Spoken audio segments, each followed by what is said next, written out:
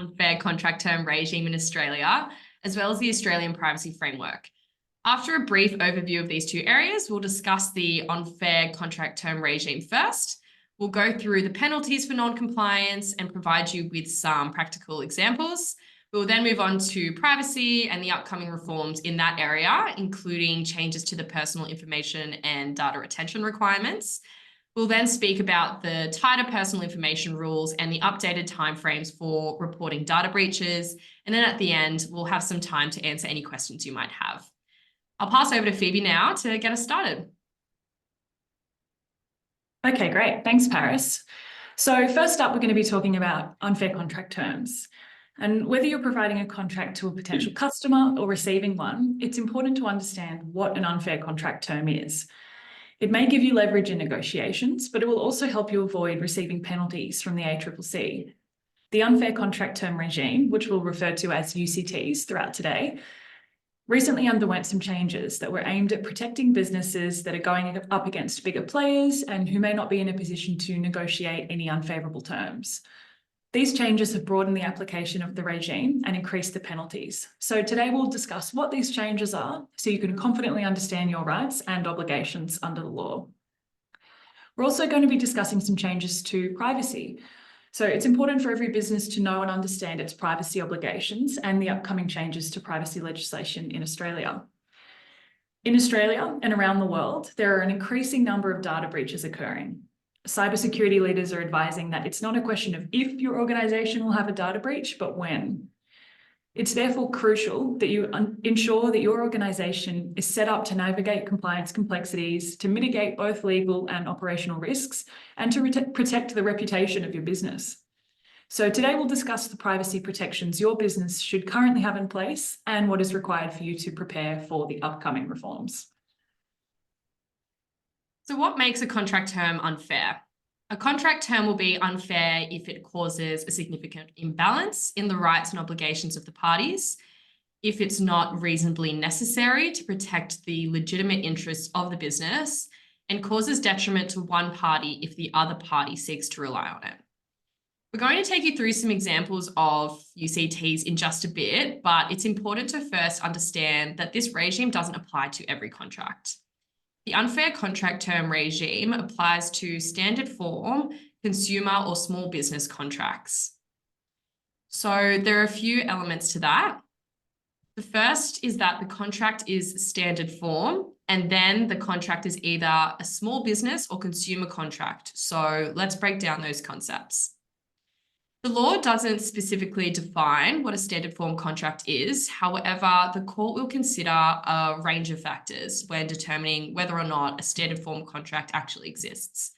For instance, a contract is likely to be standard form if one party possesses the bargaining power, the contract is prepared by one party without a discussion between the parties, if the other party has to accept or reject the terms on a take it or leave it basis, or the other party doesn't have an adequate opportunity to negotiate the terms of the contract. Some common examples of standard form contracts include mobile phone plans, gym memberships, and online contracts that have to be accepted by ticking a box. The new laws clarify that a contract may still be standard form even if the parties can negotiate terms, if those terms are minor or insubstantial, or if a party can select a term from a range of options. The concept of a small business contract is probably the most important one to understand because this was a key change under the new law. The UCT regime will apply to all standard form contracts, regardless of the value of the contract, where one party is a small business, being a business that either employs less than 100 employees, including any regular casuals, or had less than $10 million in annual turnover in the previous year. So essentially, the new laws have lowered the threshold of what will be considered a small business contract, so that the definition includes a wider range of contracts. There have also been changes to the penalties a court may impose for non-compliance, which Phoebe is going to take us through now. Yeah, so for a corporation under the new UCT laws, penalties per contravention can be the greater of either $10 million or 3 times the value of the benefit obtained. So it's a pretty substantial sum. And if a court can't determine the value of the benefit obtained by using a UCT, they can attract a penalty of 10% of the annual turnover of the corporation in the 12 months prior to the relevant act or omission. For other breaches of consumer law, the maximum penalty can also be the greater of either $50 million or 3 times the value of the benefit obtained. And if the court can't determine the value of the benefit, the corporation can attract a penalty of 30% of its adjusted turnover during the breach turnover period. A court may also impose a financial penalty where a contract contains a UCT or a person attempts to apply, rely on, or purports to apply or rely on a UCT. The court may also issue an order prohibiting a party from entering into any future contracts containing similar unfair contracts. So the court can also issue an order that prevents the party from applying or relying on an unfair contract term in any existing contract, whether or not that specific contract is before the court, if the unfair term is the same or similar. I'll now take you through some examples to see how the regime actually looks in practice. It's important to note in the first instance that there is no definitive example of a UCT. One term can be fair in one contract, but unfair in another contract, depending on the context, and the parties' positions. However, there are some common clauses that may be considered unfair contract terms in certain situations. So to start off with, automatic renewal clauses. Clause many of you would be familiar with as business owners or consumers.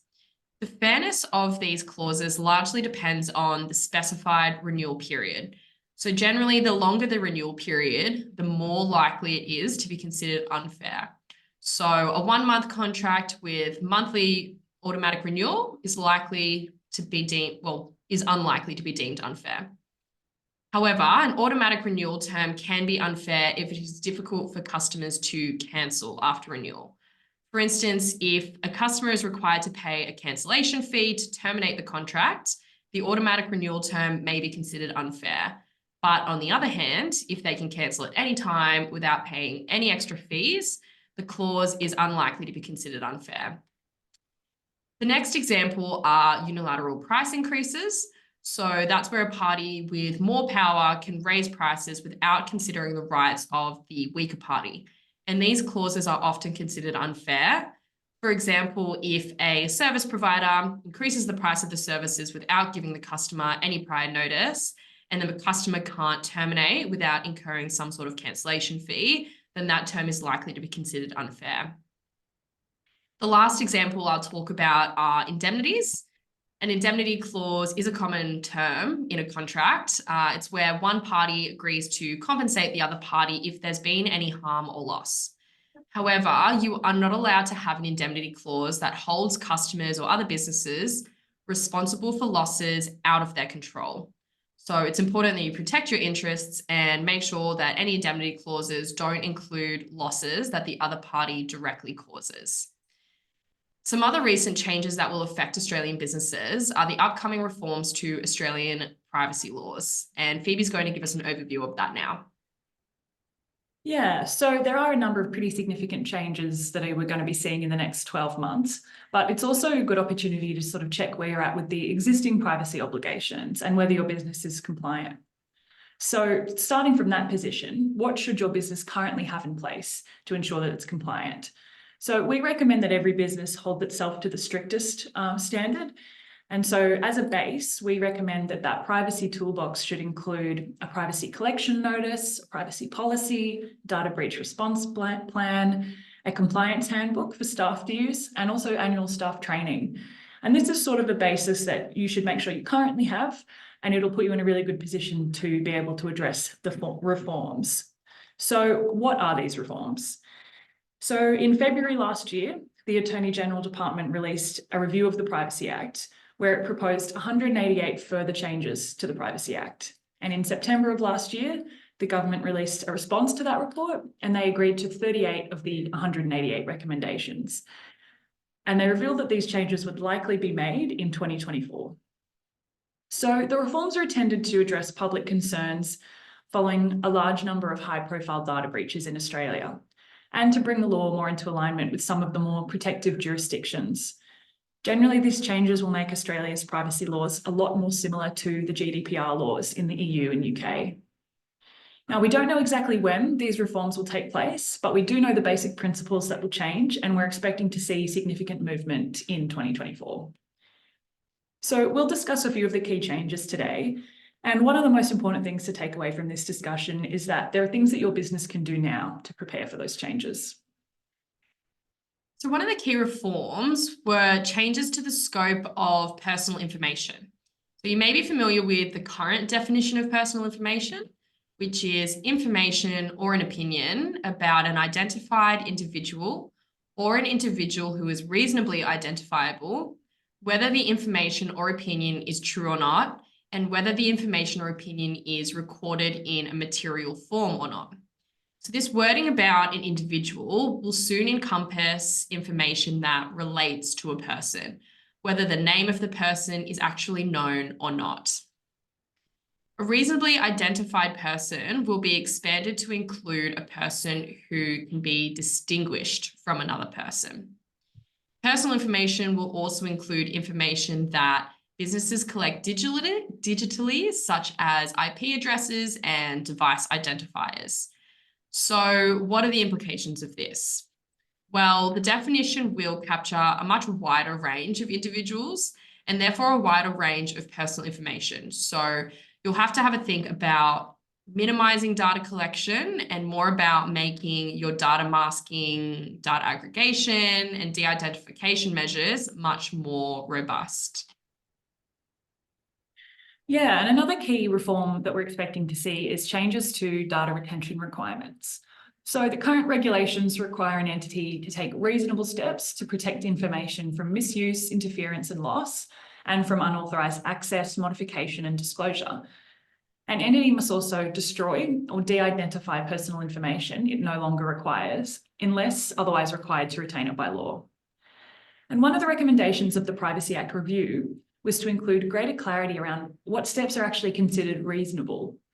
So the government has agreed that the regulating authority should provide additional technical and organisational guidance to entities about what reasonable steps an entity should take to keep the information secure, and what reasonable steps should be taken to destroy or de-identify personal information.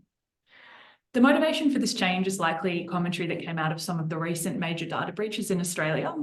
So, for example, I'm sure most of you are familiar with the Optus data breach, where they recently faced significant criticism when their data breach revealed that they'd held onto passports, driver's licenses, and medical details of consumers for over 6 years, when many commentators noted that they probably only needed to be keeping basic contact information, and certainly not for that length of time. Latitude also recently had a data breach a couple of years ago, and they were sort of found to be holding onto personal information for over 10 years. So it's clear to see that, the public doesn't think very kindly of this, and the reforms are definitely going to address this concern. So what can you actually do to prepare for this? So every organisation, we recommend to conduct a privacy audit to understand what data is being held and for how long, bearing in mind that some organisations may also have record-keeping obligations beyond the Privacy Act. Moving on to reforms on the actual collection and use of personal information. So currently businesses aren't allowed to collect personal information unless it is reasonably necessary for running the business. And so businesses can make subjective decisions that the information they're collecting, using, and disclosing is indeed reasonably necessary. But this wording is likely to change to a fair and reasonable test. And by reframing this wording, businesses are forced to actually stand in the shoes of the individual and objectively assess whether the collection, use, or disclosure of that personal information is fair and reasonable, regardless of whether that person has actually agreed to the use of that information. Importantly, this test will apply irrespective of whether consent has been obtained. So it's likely that an additional requirement will be included to the effect that where an entity does not collect information directly from an individual, it must take reasonable steps to satisfy itself that the information was originally collected from the individual in a manner that was fair and reasonable. So in practice, this will open the doors to potentially significant due diligence operations and changes. So to prepare, we would suggest that in addition to making sure your business has the right to collect certain information, your business actually also should start implementing processes to ensure that when you're receiving personal or sensitive information from other businesses, that you're satisfied that they have lawfully collected it. And so that might require an overview of your business contracts or the implementation of, say, a questionnaire to ensure that there is an actual process for this. Another one of the major reforms that we're expecting to see is tighter timeframes for reporting data breaches. And this is going to be a pretty major one for most businesses. So just as a refresh, currently, under the notifiable data breaches scheme, the OAIC's focus is on the security of personal information and particularly any harm that can come from breaches. So they've identified this as a top priority in the upcoming reforms and will focus the efforts on trying to just eliminate the risk of harm that can come to individuals.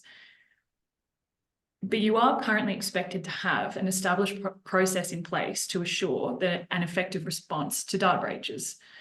So at the moment, if a data breach occurs in your business under the existing law, these are the steps you need to take. You need to first conduct an assessment of the data breach when you become aware of it. You then need to take all reasonable steps to complete the assessment within 30 days. If serious harm is likely, you must then prepare a statement with details of the breach and notify the Office of the OAIC as soon as possible. Then you need to notify affected individuals at risk of serious harm or publish the statement if it's not practical to notify each individual. You then need to review the incident and take steps to prevent future breaches. And then also keep records about the breach and response actions taken. And if you fail to comply with these existing scheme, this can result in fines under the Privacy Act. So what are the tighter timeframes? So as I just mentioned, currently it's a pretty generous maximum reporting period of 30 days to assess whether a data breach must be reported to the Privacy Commissioner and affected individuals.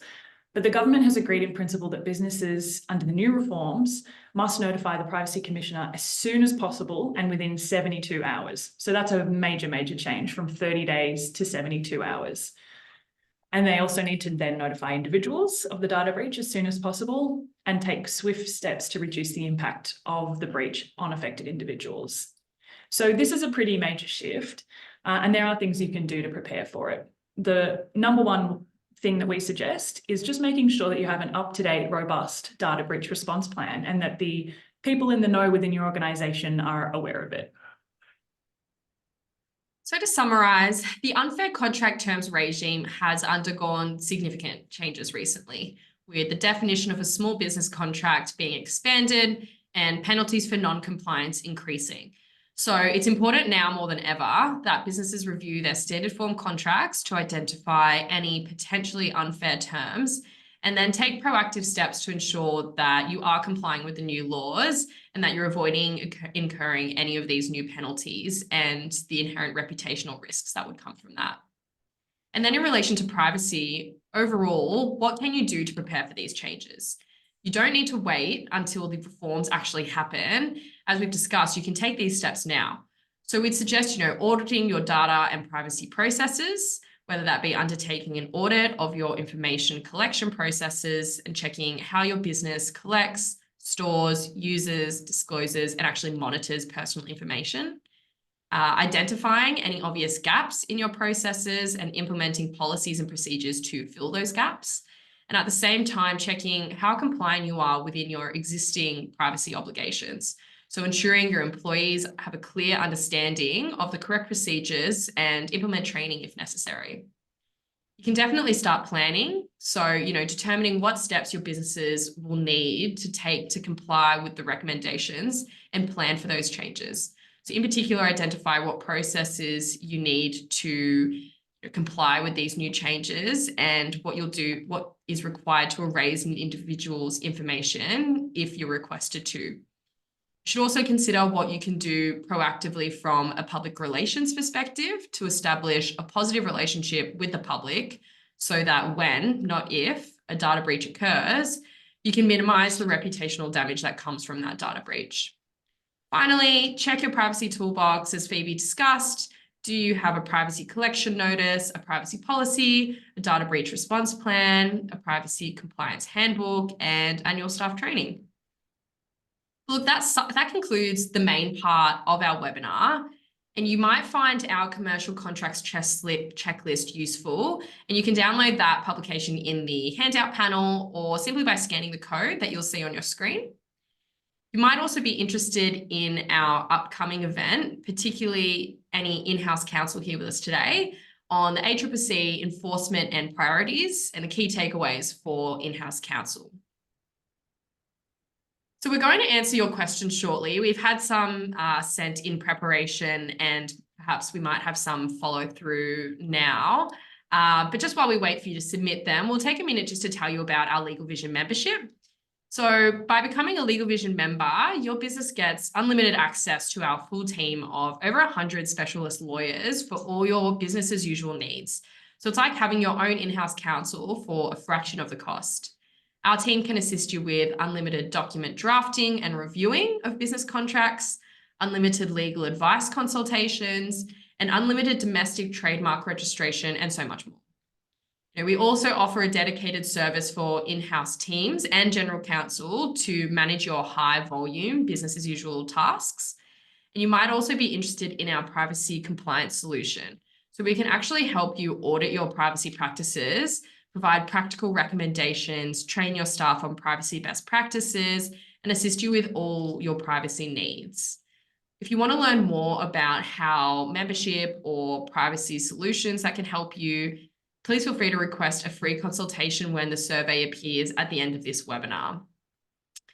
We'll now move on to answer some of your questions. I might pass over to Phoebe first. I believe she has one ready to go. Yeah, absolutely. So I think a couple of these were submitted prior to the webinar, but feel free to continue submitting them now, and we'll do our best to get to them.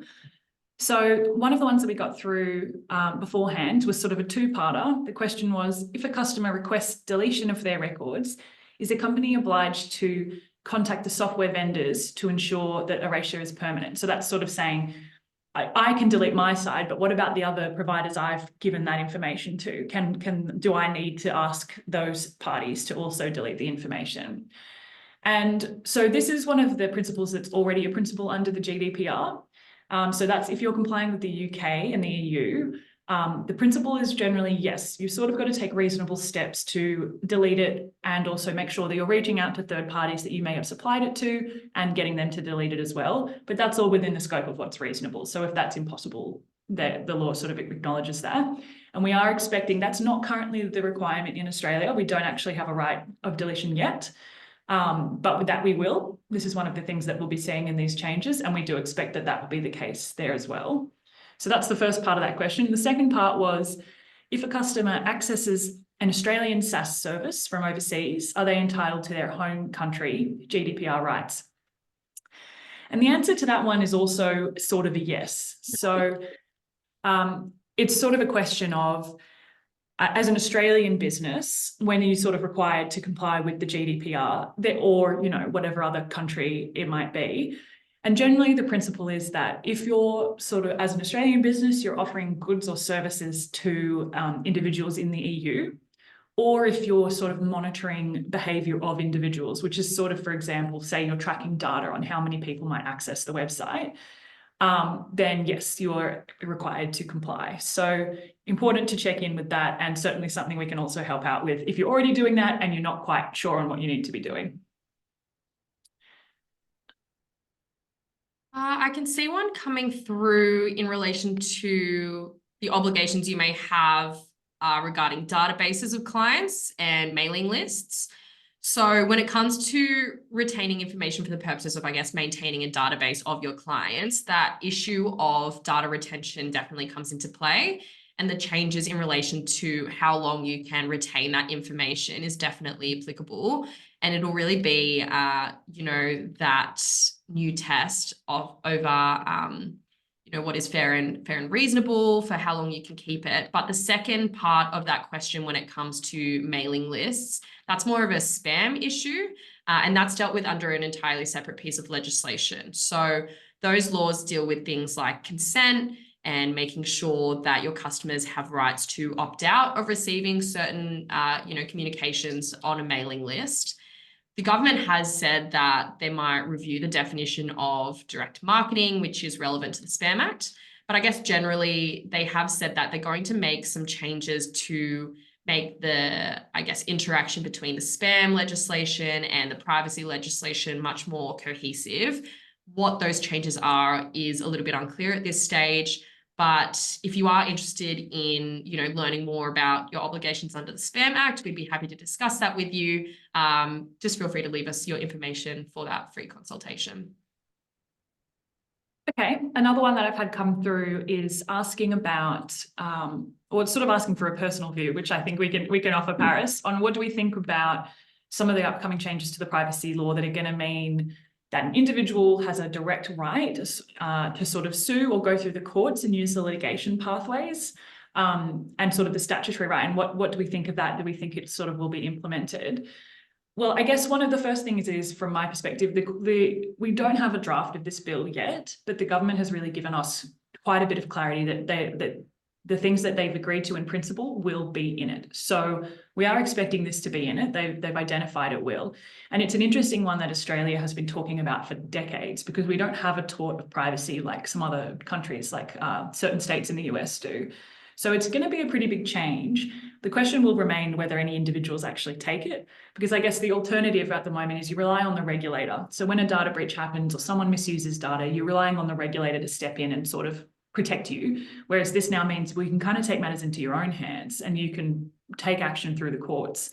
And I think we've probably seen a few instances in recent times where there probably is a right there, and we might actually see a bit of movement. So it'll be one to watch. I don't know what you think about that, Paris, but it'll certainly be interesting. Noting obviously that this is expensive stuff, and I think we see individuals rarely have the resources to sort of pursue it. The right will be there.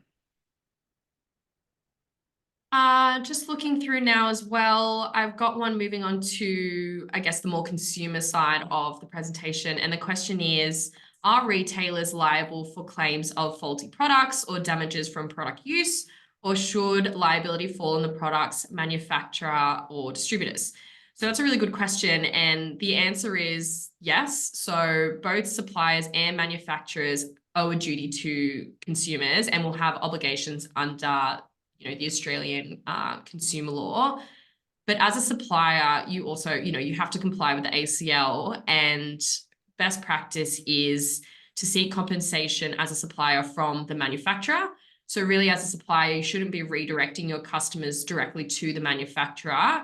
You should be, if you've provided the good, then you should be offering that replacement, repair, or refund that you're required to under the law. And if you're out of pocket as a result of that, or as a result of, fault on behalf of your manufacturers, then you then go and seek those remedies from the manufacturer yourself. So that's what best practice would be. Okay, and sticking with the topic of UCTs, we might jump sort of back from privacy to consumer law, so bear with us. We've also had another question saying, okay, so what about the position where I have a contract as a consumer rather than a business? How does the UCT regime work when I'm coming at it from the perspective of reviewing a contract rather than drafting and issuing it to my customers? And I guess it works both ways is the simple answer. And in many ways, it's probably really intended to protect the consumer and apply to the consumer first, because it's really a measure that's come in place because consumers were getting taken advantage of. So you can absolutely rely on the exact same principles as a consumer, and you probably have even better standing to do so. So yes, definitely, and you can do something about that. We've got a couple, again, back on privacy. So a question in relation to what needs to be published on your website, if it's just the privacy policy. So privacy policy is definitely the best starting point. That's going to be a very comprehensive document dealing with the information you're collecting and how you're using it generally.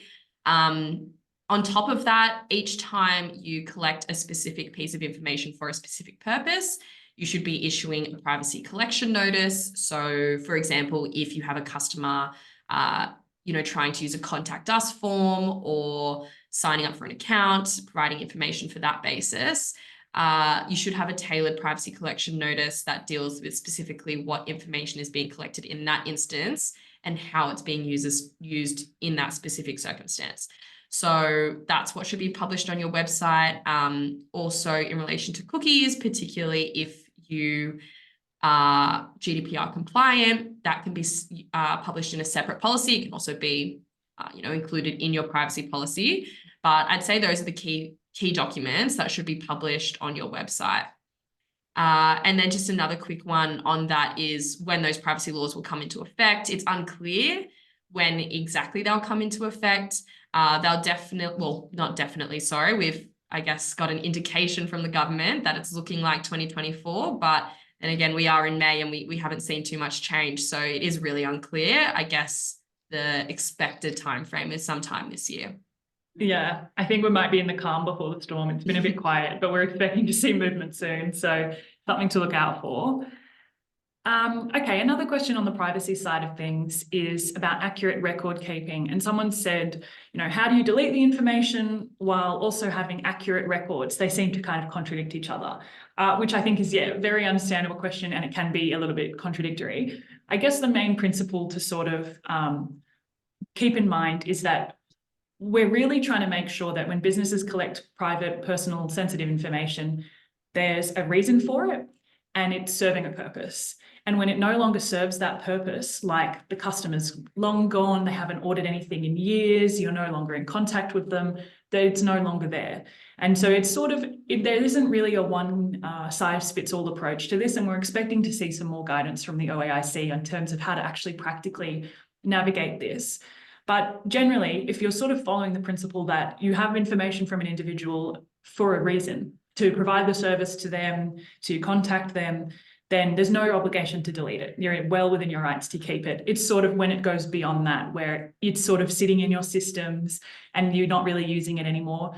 And the reason for that is because when it just sits there in the systems, if a data breach occurs and you haven't been cleaning things out and deleting or removing, old records, it just means a greater number of people are affected by a data breach. And that's really the motivation by it.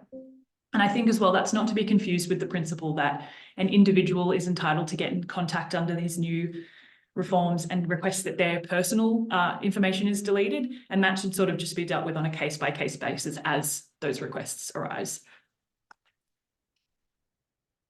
We have one here as well, which is quite interesting on how things are changing with the widespread adoption of artificial intelligence. So this is something, I guess, that we're seeing more and more questions about, and quite naturally, AI is moving quicker than the law. So, when it comes to these particular reforms, there isn't too much when it comes to artificial intelligence specifically. But I guess, generally speaking, things to consider from a privacy perspective is that when you're inputting information into these generative AI models, that information is being used to train those models. And so if you're inputting personal information or sensitive information into that AI, the question becomes, did you have the consent from the individual to use that information to train that AI model? And often the case is no. And that puts you at risk of breaching, the Australian privacy principles because you've used information for a purpose that isn't the primary purpose or even a secondary purpose. And then on top of that, there's also a greater risk of data breaches. So, a lot of the times these AI models, they store their data overseas and it's not entirely clear what they're doing from a security perspective to protect that information. It's very much, you're inputting the information and often you're not sure where it goes. So that definitely puts you at risk of data breaches. And, noting the new reforms coming into data breaches, you're going to have a lot more obligations to be on top of the processes and, what your response to those data breaches is going to be. So, best practice is to just be proactive and avoid those, avoid data breaches for as long as you can. And doing that is just doing some due diligence on the AI that you use, and to avoid, inputting personal or sensitive information from the get-go. That's probably your best, form of mitigating your risk. Okay. And another question has come in relation to privacy, in terms of saying, so these privacy reforms are going to apply mostly to sort of consumers or business clients, or sort of customer consumers only, and not so much business clients, sort of the B2B space rather than the B2C space. And I think to a certain extent that's true. When we're talking about these reforms, they're really aimed at protecting the individual consumer who might not have, the resources to sort of protect themselves like a business would. So, and as far as personal information and sensitive information goes, those are qualities that can only be in relation to a person. It can't be in relation to like a company. So yes, on the one, I guess to oversimplify it, yeah, it really is only about customers and consumers. However, if you're engaging with another business that's, say, processing other customers and consumers' data, or their customers and consumer data, and they're transferring that to you, that then becomes, those rights kick in. So you have that obligation to individuals, no matter how you might process it. If it sort of comes across your path, these principles will apply. So it certainly is more so something that is aimed at individuals, and will apply more to sort of B2C customers. But that's not to say that our clients that are sort of in the more B2B space can sort of wipe their hands of it, because it does apply there as well. Right, just looking through. I know we're approaching towards the end, so make sure you get through your questions. Just looking through, we've had a question about what happens where the business is bigger than the small business definition. Do they have stricter terms than these new unfair contract terms? So I think a key thing to know about the unfair contract term regime is it's really geared towards protecting those smaller businesses that don't have a lot of bargaining power. So they're up against the bigger players, and they really want the business of those bigger players, and so they're in less of a position to protect themselves through negotiations. So when we start talking about businesses that are bigger than these small businesses, it's likely that the contracts that they're going to be dealing with are much less standard form. So there's a lot more room for negotiation. There's a lot more room and leverage to, I guess, put yourself in a better position. So it's not necessarily that they have stricter terms than this unfair contract term regime. It's really that, from a commercial perspective, they have to protect themselves by, in those negotiations. And Phoebe, I'm not sure if you have, any more input on this, but to answer your question, no, this unfair contract term regime isn't really geared towards businesses that fall out of that definition of a small business. Yeah, exactly. I think that's exactly right. And maybe just to add to that, in our practice, we've seen sort of the tone of all contracts change to comply with this. So even when it is sort of the bigger than the small businesses definition, we're seeing that they're improving the contracts anyway, because oftentimes they do sort of fall on the cusp. So I think what's important to note is that, if you are sort of a bit beyond that small business threshold, you just have to rely on your own right to negotiate. You don't have to accept the contract in the form that it comes in, even if it looks like PDF or it looks like a website and it looks like there's no chance.